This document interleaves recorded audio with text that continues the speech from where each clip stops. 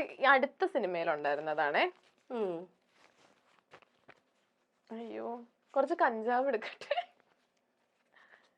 അയ്യോ സിനിമ കാണക്കാൻ കുറച്ച് കഞ്ചാവല്ലേ വിൽക്കണേ? കഞ്ചാവ് വിൽക്കൂലേ? വിൽക്കുവോ? ഞാൻ വിൽക്കത്തില്ല.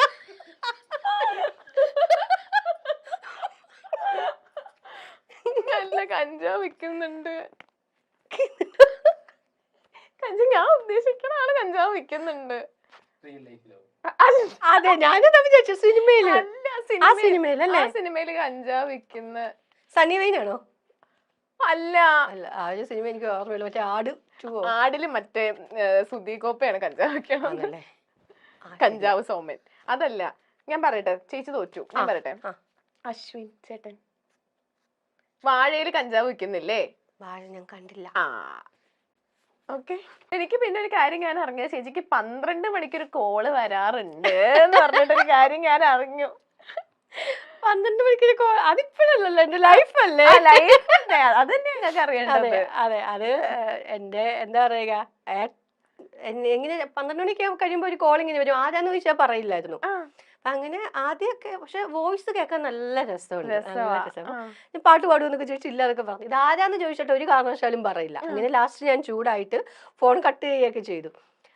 അതായിരുന്നു എന്റെ ജീവിതത്തിന്റെ തുടക്കം എന്ന് വേണമെങ്കിൽ പറയാം. എന്റെ കുടുംബ ജീവിതത്തിന്റെ തുടക്കം എന്ന് പറയാം. ആ കഥയൊന്നും കേക്കട്ടെ? അങ്ങനെയൊന്നുമില്ല. അത് മുമ്പ് ഞാൻ എവിടെയോ പറഞ്ഞിട്ടുണ്ടെന്ന് തോന്നുന്നു. ഞാൻ ഇതുപോലെ ഒരു ട്രൂപ്പില് ഈ മെഗാ മേക്കേഴ്സിൽ തന്നെ ഡാൻസറായിട്ട് ഓണ പ്രോഗ്രാം 5 പ്രോഗ്രാം പോയതാണ്. ആ സമയത്താണ് മനോജേട്ട ഒരു തവണ പ്രോഗ്രാം കാണാൻ വന്നിട്ട് പറഞ്ഞു, മഞ്ജുവിനെ സ്കിറ്റിലും കൂടി ഞാൻ ഈ എന്താ ഡപ്പങ്കൂത്ത് ഡാൻസ് ഒക്കെ ചെയ്യുമ്പോൾ കുറച്ച് എക്സ്പ്രഷൻ ഒക്കെ ഇടും. അപ്പൊ ഏട്ടൻ വന്നിട്ട് പറഞ്ഞു, മഞ്ജുവിനെ ഇനി സ്കിറ്റിലും കൂടെ ചേർത്തോളൂ. അങ്ങനെയാണ് ഞാൻ 5 ദിവസത്തെ ഡാൻസറായിട്ട് പോയ ഞാൻ സ്കിറ്റിലേക്ക് കിടക്കുന്നത്. എങ്ങനെയാണ് എന്റെ കോമഡി ലൈഫ്. എന്റെ ആശാൻ അല്ലെങ്കിൽ എന്റെ ഗുരുനാഥൻ എന്ന് പറയുന്നത് മനോജ് ഗിന്നസ് ആണ്.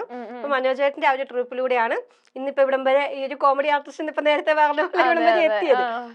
അപ്പൊ ഇങ്ങനെ പ്രോഗ്രാം കഴിഞ്ഞ് പോകുന്ന സമയത്ത് ഫോൺ വരും. നമ്പർ മാത്രമല്ല, ആരാ എന്താ ഒന്നും അറിയില്ല. ചോദിച്ചു കഴിഞ്ഞാൽ പറയത്തുമില്ല. ഇങ്ങനെ ചുമ്മാ എന്തെങ്കിലുമൊക്കെ സംസാരിക്കുക. അപ്പം കുറെയൊക്കെ കഴിയുമ്പോൾ നമുക്ക് ആരാന്നറിയാൻ വയ്യാത്ത ഒരാളോട് എങ്ങനെയാ സംസാരിക്കാന്നൊക്കെ കരുതിയിട്ട് ഫോൺ ഡെയിലി വരും. എന്നിട്ട് അവസാനം ഇതെങ്ങനെ കണ്ടുപിടിക്കാന്നൊക്കെ കരുതി അങ്ങനെ ഇരുന്നിട്ട് അപ്പൊ എന്റെ ഫ്രണ്ട്സ്, ഹസ്ബൻഡ് അവിടെ ഒരു ട്യൂട്ടോറിയൽ കോളേജിൽ പഠിപ്പിക്കാൻ പോകുന്നുണ്ടായിരുന്നു. അപ്പൊ എന്റെ ഫ്രണ്ട്സ് അവിടെ പഠിക്കാൻ പോകുന്നുണ്ടായിരുന്നു. അപ്പൊ അവരോട് എന്റെ കാര്യങ്ങളൊക്കെ ഇങ്ങനെ തിരക്കാറുണ്ട്.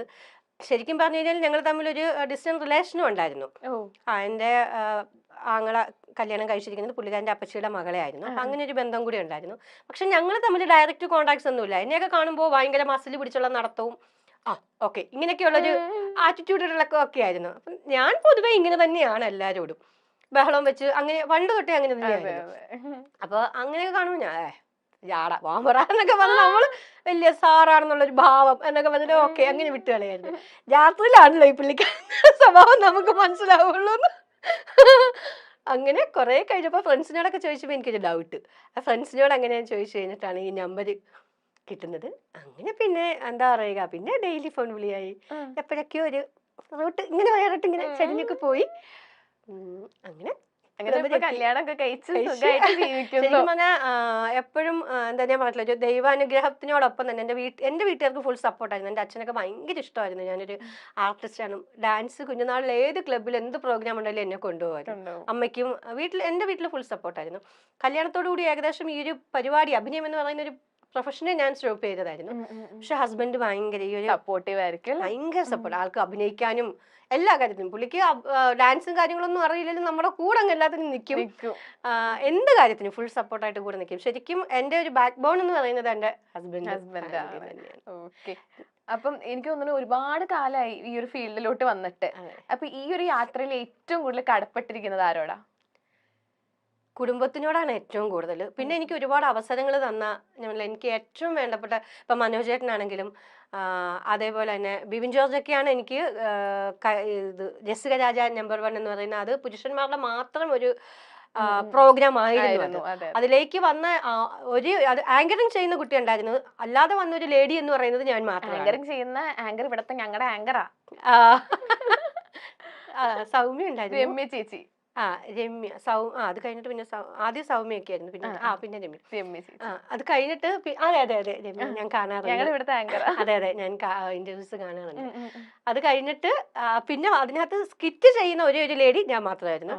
കോമഡി സ്റ്റാറിൽ ചെല്ലുമ്പോഴും അതുപോലെ തന്നെ ആദ്യം ഒരു ലേഡീസിന്റെ ഒരു ഫസ്റ്റ് സീസണിൽ ലേഡീസിന്റെ ഒരു ടീം ഉണ്ടായിരുന്നു. അതിനുശേഷം പിന്നെ ബാക്കിയെല്ലാം നമ്മുടെ ഫീമെയിൽ ചെയ്യുന്ന മെയിൽസ് ആയിരുന്നു. അങ്ങനെ അവിടെയും എന്താ പറയുക, എനിക്ക് ഈ പ്രോഗ്രാംസ് തന്നെ എന്നെ സപ്പോർട്ട് ചെയ്യുകയും ചെയ്ത ഒരുപാട് ആൾക്കാരുണ്ട്. ഫാമിലിയാണ് ഏറ്റവും വലിയ സപ്പോർട്ട് എന്ന്. അപ്പൊ അച്ഛന്റെ വേർപാട് ഒരു കുറച്ച് അതിപ്പോഴും എനിക്ക് അച്ഛന്റെ കാര്യം സങ്കടം വരും. അപ്പം നമ്മള് പേഴ്സണൽ ലൈഫിൽ അത്രയും ഒരു ട്രോമ ഫേസ് ചെയ്തിട്ട് നമുക്ക് പ്രൊഫഷണൽ ലൈഫിലോട്ട് നമുക്ക് ലൈക്ക് ഒന്ന് ഇതാവണമെങ്കിൽ നമുക്ക് ഒരു സ്റ്റിഗ്മ വേണം. നമ്മുടെ ആ ഒരു പേഴ്സണൽ ലൈഫിൽ നമ്മൾ അത്രയും ഒരു ട്രോമ ഫേസ് ചെയ്തിരിക്കുമ്പോൾ നമുക്ക് പ്രൊഫഷണൽ ലൈഫിൽ പിന്നെ തിരിച്ചു വരണമെങ്കിൽ അതെങ്ങനെയാ ആ ഒരു ഇതൊക്കെ ഒന്ന് ഹാൻഡിൽ ചെയ്തത്? എൻ്റെ ചെറുപ്പത്തിലാണ് അച്ഛൻ മരിക്കുന്നത്. ഞാൻ 6ാം ക്ലാസ്സിൽ പഠിക്കുമ്പോൾ. ഞാൻ പറഞ്ഞില്ല, എനിക്ക് എൻ്റെ കലാജീവിതത്തിൻ്റെ ആദ്യത്തെ സ്റ്റെപ്പുകളിലൊക്കെ എന്നെ ഒരുപാട് സപ്പോർട്ട് ചെയ്ത അച്ഛൻ. ഞാൻ എവിടെ ഒരു പ്രോഗ്രാം ഉണ്ടെങ്കിലും എന്നെ കൊണ്ടുപോകുന്നത് ഭയങ്കര ഇഷ്ടമായിരുന്നു എന്നെ. അച്ഛൻ്റെ എന്താ അനുഗ്രഹം എപ്പോഴും കൂടെ ഉണ്ടെന്ന് തന്നെയാണ് എൻ്റെ വിശ്വാസം. അതെ, ഒരുപാട് എത്രയോ ഷോസ് ചെയ്തു. എപ്പോഴും സ്റ്റേജിൽ കയറുന്നതിന് മുമ്പ് അച്ഛനെയും അമ്മയൊക്കെ ഇങ്ങനെ ഓർക്കും. അവരിതെപ്പോഴും കൂടുണ്ട്. അച്ഛൻ്റെ കാര്യം പെട്ടെന്ന് സങ്കടം വരും അല്ലേ? എന്താന്ന് എനിക്കറിയില്ല. അച്ഛനായിട്ടായിരുന്നു ഏറ്റവും കൂടുതൽ അറ്റാച്ച്ഡ്? അച്ഛന് അല്ല, കുറച്ച് വർഷങ്ങളെ കൂടെ ഉണ്ടായിരുന്നുള്ളൂ. പക്ഷെ അച്ഛനാണ് എൻ്റെ ഒരു കലാരംഗത്തെ തുടക്കം തൊട്ട് എന്നെ സപ്പോർട്ട് ചെയ്ത ഒരാൾ അച്ഛനാണ്. എവിടെ ഉണ്ടെങ്കിലും എന്നെ കൊണ്ടുപോയിരുന്നു. എവിടെ ക്ലബിൽ എവിടെ എത്ര ദൂരമാണെങ്കിലും കൊണ്ടുപോയിരുന്നു. ഡാൻസ് ഒക്കെ കളിച്ചു കഴിഞ്ഞ് സ്റ്റേജിൽ നിന്ന് ഇറങ്ങുമ്പോഴത്തേക്ക് എന്നെ ഇങ്ങനെ തോളയിലൊക്കെ വെച്ചിട്ട് ആൾക്കാരുടെ മുമ്പിൽ കൂടെ ഒരു നടത്തിയൊക്കെ ഉണ്ട്. അതൊക്കെ ഇപ്പൊ ഓർക്കുന്നുണ്ട്. മിനി സ്ക്രീൻ പ്രേക്ഷകർക്കിടയിൽ മഞ്ജു വിജേഷിന് പ്രത്യേക ആമുഖങ്ങളൊന്നും വേണ്ട. ഏഷ്യാനെറ്റിലെ കോമഡി സ്കിറ്റുകളിലൂടെ അഭിനയ ലോകത്തെത്തിയ നടി ഇതിനോടകം പല സീരിയലുകളിലും പല സിനിമകളിലും അഭിനയിച്ചു കഴിഞ്ഞിട്ടുണ്ട്. തന്റെ പഴയകാല ചിത്രങ്ങളും അനുഭവങ്ങളും ഒക്കെ പങ്കുവച്ചുകൊണ്ട് സോഷ്യൽ മീഡിയയിൽ സജീവയാണ് മഞ്ജു വിജേഷ്. കോളേജ് കാലം മുതലേ നൃത്തത്തിലും മറ്റു കലാപരിപാടികളിലും എല്ലാം വളരെയധികം സജീവമായിരുന്നു മഞ്ജു. 20ഓളം സംഗീത ആൽബങ്ങളിലും ടെലിഫിലിമുകളിലും അഭിനയിച്ചിട്ടുണ്ട്.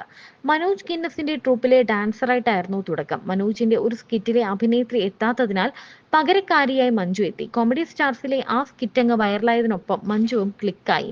കുഞ്ഞനന്തന്റെ കട എന്ന സിനിമയിലൂടെയാണ് ബിഗ് സ്ക്രീനിലേക്ക് എത്തിയത്. പിന്നീട് ദൈവമേ കൈതൊഴാം, കേൾക്കുമാറാകണം, ഇത് താണ്ട പോലീസ്, പ്രേമസൂത്രം തുടങ്ങിയ സിനിമകളിലും വേഷമിട്ടു. സന്മനസ്സുള്ളവർക്ക് സമാധാനം, കുടുംബവിളക്ക്, കയ്യെത്തും ദൂരത്ത് പോലുള്ള മിനി സ്ക്രീൻ പരമ്പരകളിലൂടെയും മഞ്ജു വിജേഷ് ഏറെ പരിചിതയാണ്.